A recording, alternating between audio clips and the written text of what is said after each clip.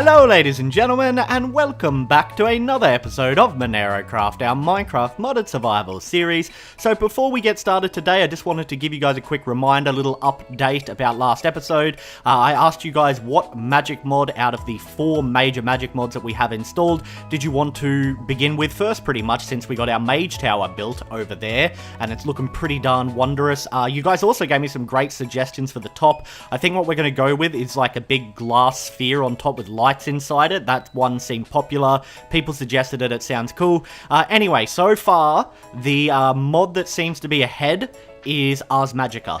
Ars Magica 2, which is all about creating spells, I think that is ahead. There was a couple people that said Blood Magic, but there's like 6 or 7 of you who have said Ars Magica 2 would be the best one to start with.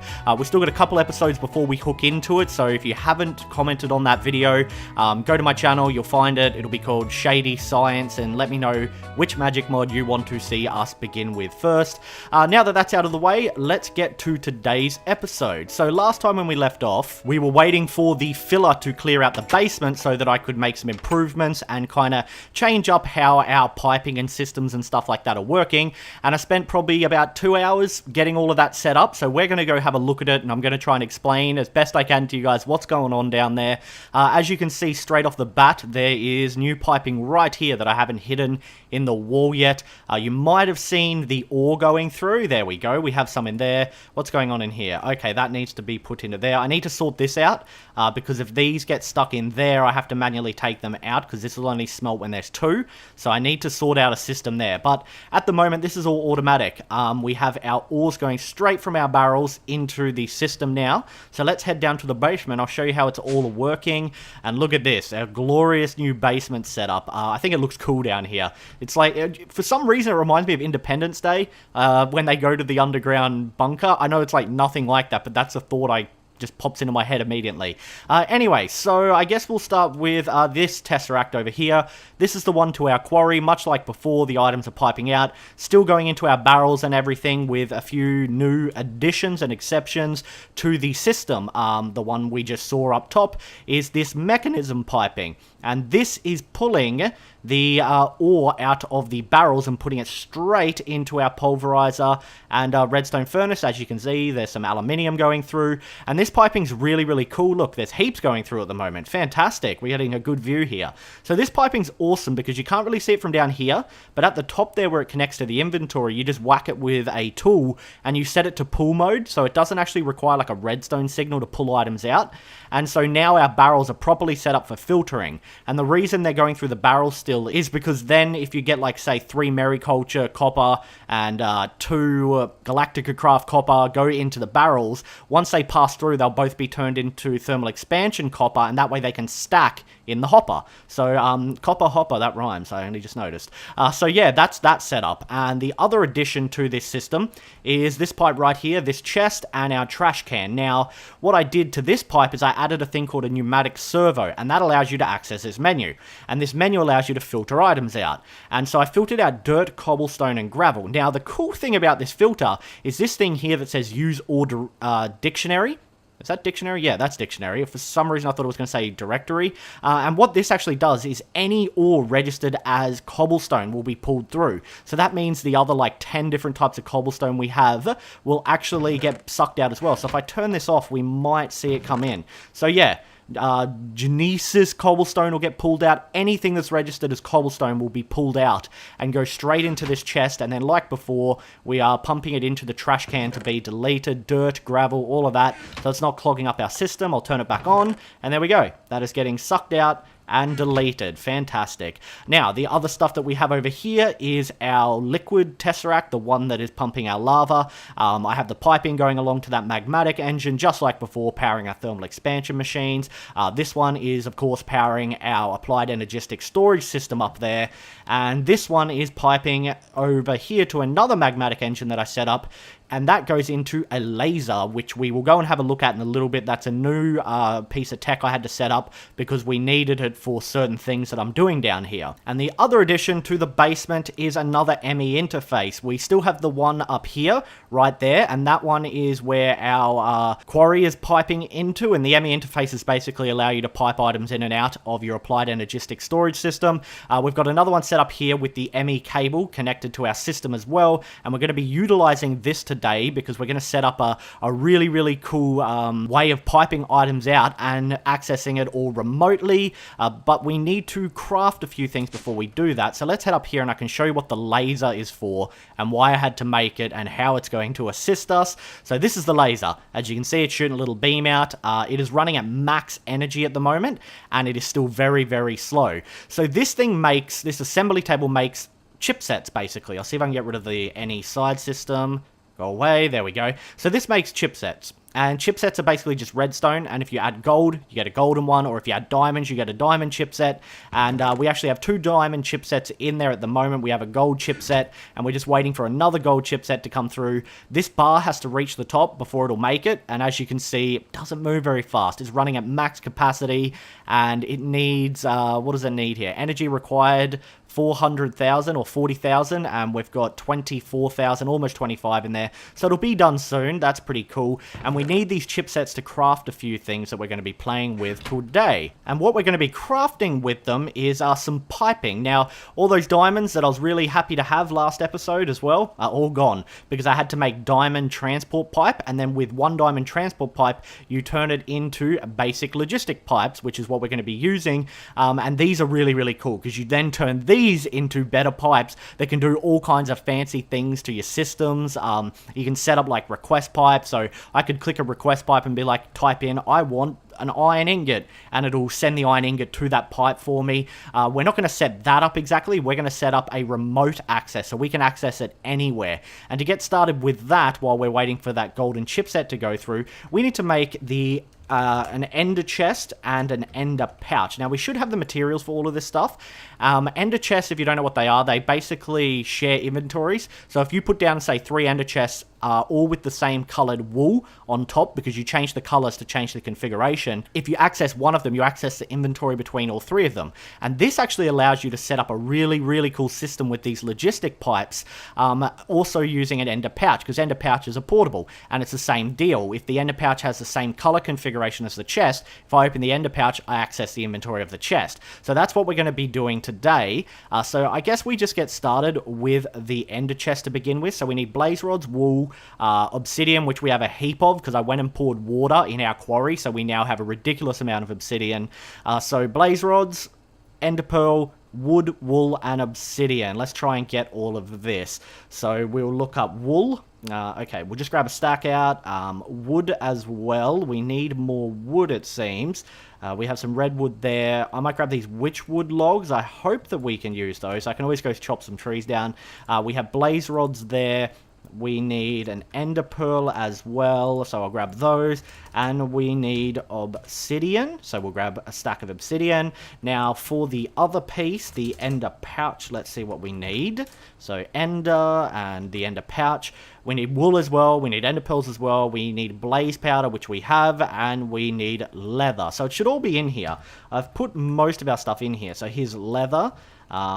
We need blaze powder, so there's blaze powder. Now, do we need more leather than that? It annoys me that this changes every time I search in there. We might need more leather than that. No, that's not what I... No, 3 exactly. Perfect. We can cook zombie brains into leather, so it's not a big deal. We should have everything we need now to make these things, I hope. I hope witchwood just turns into planks. Yes, it does. Fantastic. So let's get started, and I'm pretty excited to be doing this because this is going to be so cool, guys.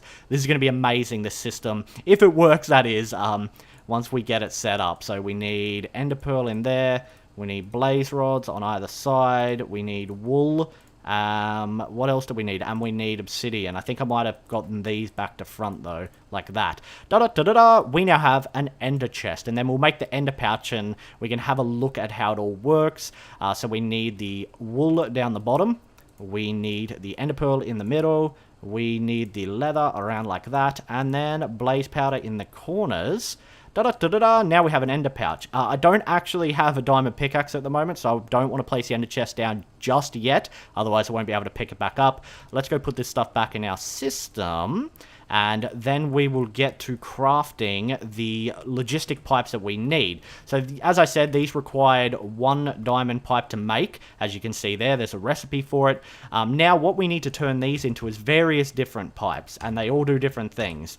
And this is what we're playing with today, and it's really, really cool. I love it. I absolutely love this. So what we need, first of all, is these provider pipes. And these provider pipes require redstone, gold, and chipsets, which is why I had to make them. Or you can make it with gold gears, but it's a lot more expensive, which is why I ended up making the laser and the assembly table, which used up more of our diamonds as well, and that's why they're all gone. So let's get our redstone, gold, and chipsets, because they should be done. I would assume that second one's done. Yep, laser's not working. So let's get both our chipsets out. We have our golden ones and we have our diamond ones, so we should be good to go now. What we need is a redstone torch, I believe. I think that's what we needed. Yep, and just a redstone torch. Awesome. We should have sticks in here as well, I hope. I don't want to search because it'll get rid of the sidebar, so I'm just going to try and find it normally. Actually, I'll just grab the wood out. Oh no, there's sticks right there, and redstone right there. And it already cleared it. It clears it. It's really frustrating. The other thing we need is... What was I looking up? Logistics. That's it. Logistic. No. Logistic. There we go. The other thing that we need is a remote order pipe. And what does it look like? There it is. Remote order pipe, which is an ender pearl and redstone. So it's all very, very easy to make if you've got enough resources. Ender pearls there. And I think we can do this. I think we can. So what we want to do is make ourselves a redstone torch to start with.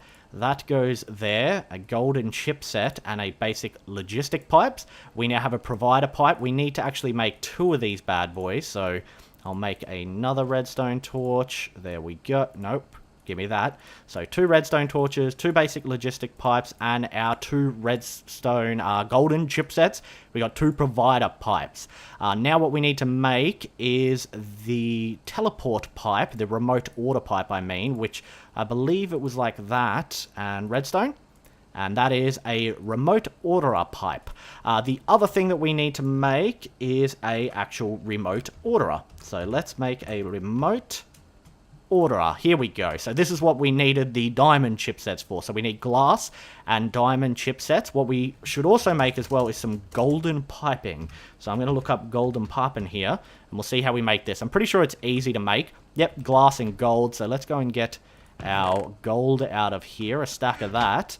And we should have plenty of glass. I did cook some up before. I don't really know what I did with it. Oh, there we go. Wonderful. We have heaps. We'll make the golden piping first, I think. So golden piping, I'll make like half of that. And then like that. We got a stack of golden piping. That is wonderful. And I think it was it like that to make the other piece?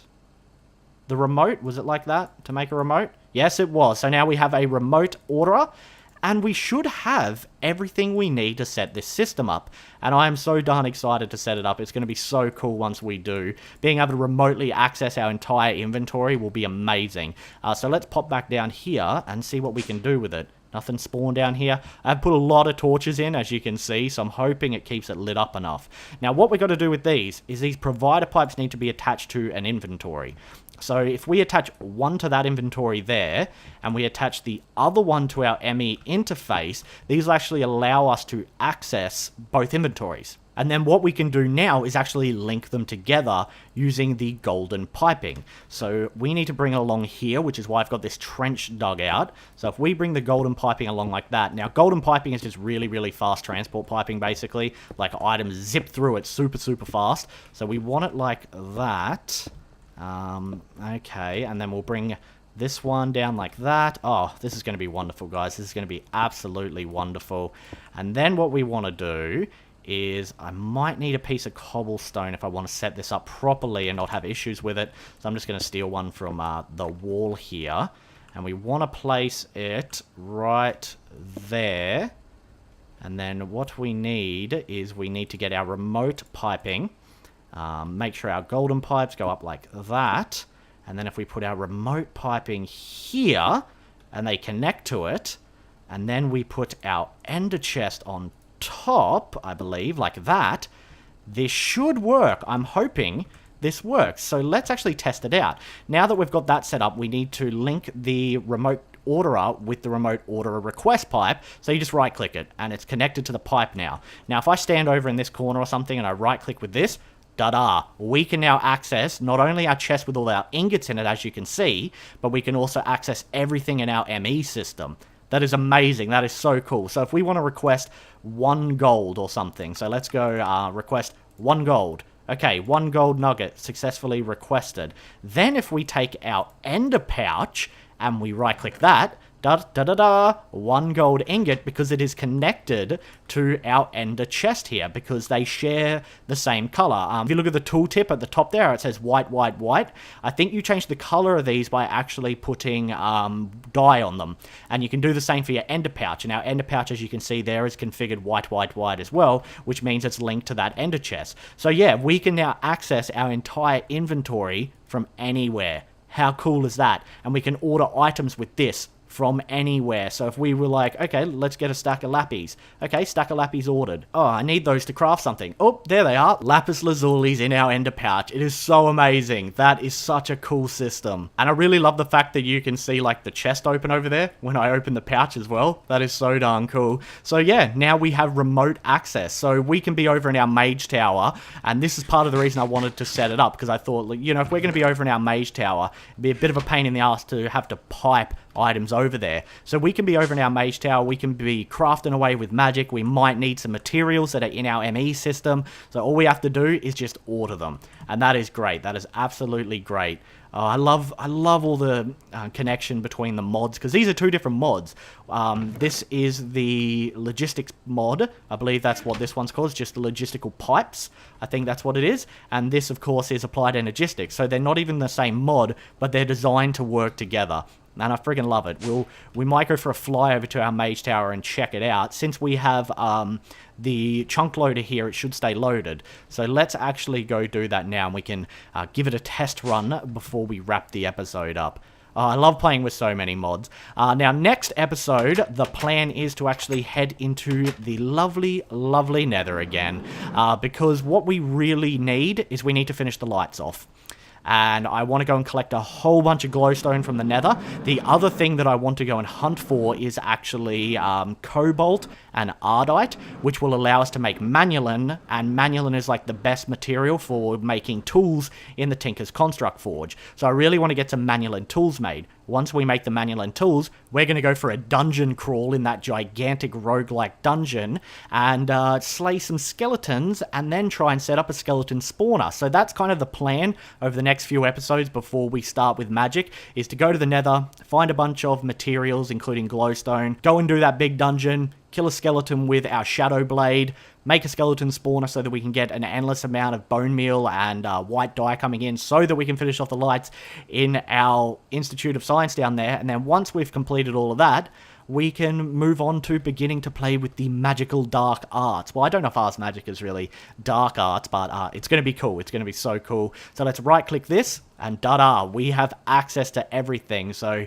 like I said, it's so awesome. If we're over here and I'm like, okay, I want a witchwood sapling because I think they're from Ars Magica. Request that. Thank you very much. I want to plant a witchwood tree over here. Oh, just open this, and there we go. Witchwood sapling. I would plant this now, but I have been told that you've got to like plant them in a special way, or they don't grow like a normal tree, so it's a little bit tricky. And that is amazing. That is so cool. Oh, God. This is going to be great. I don't know if I'll take it into the nether with me, though, because if I die, I don't want to lose it. But I feel like we'll be pretty safe in the nether due to having our jetpack. Like, we'll be able to avoid a lot of danger because we can just fly over it. I also want to investigate that big thing that I saw in there, because you guys told me it was like a beehive or a hornet's nest or a wasp's nest or something like that. So I do want to investigate that. But that is going to be next episode, guys. For today's video, we are all done. I really just wanted to get that set up and show you guys what I've been working on. Like I said, next episode, another trip to the nether, then we're going for a dungeon crawl. If you enjoyed the video, a rating would be very much appreciated. Thanks so much for watching, and as always, I'll see you next time. Bye. Haven't commented on that video, go to my channel, you'll find it. It'll be called Shady Science, and let me know which magic mod you want to see us begin with first. Now that that's out of the way, let's get to today's episode. So last time when we left off, we were waiting for the filler to clear out the basement so that I could make some improvements and kind of change up how our piping and systems and stuff like that are working. And I spent probably about 2 hours getting all of that set up, so we're going to go have a look at it, and I'm going to try and explain as best I can to you guys what's going on down there. As you can see straight off the bat there, for some reason it reminds me of Independence Day, when they go to the underground bunker. I know it's like nothing like that, but that's a thought I just pops into my head immediately. Anyway, so I guess we'll start with this Tesseract over here. This is the one to our quarry. Much like before, the items are piping out, still going into our barrels and everything, with a few new additions and exceptions to the system. The one we just saw up top is this mechanism piping, and this is pulling the ore out of the barrels and putting it straight in. We've got our mage tower built over there, and it's looking pretty darn wondrous. You guys also gave me some great suggestions for the top. I think what we're going to go with is like a big glass sphere on top with lights inside it. That one seemed popular. People suggested it. It sounds cool. Anyway, so far, the mod that seems to be ahead is Ars Magica. Ars Magica 2, which is all about creating spells, I think that is ahead. There was a couple people that said Blood Magic, but there's like 6 or 7 of you who have said Ars Magica 2 would be the best one to start with. We've still got a couple episodes before we hook into it, so if you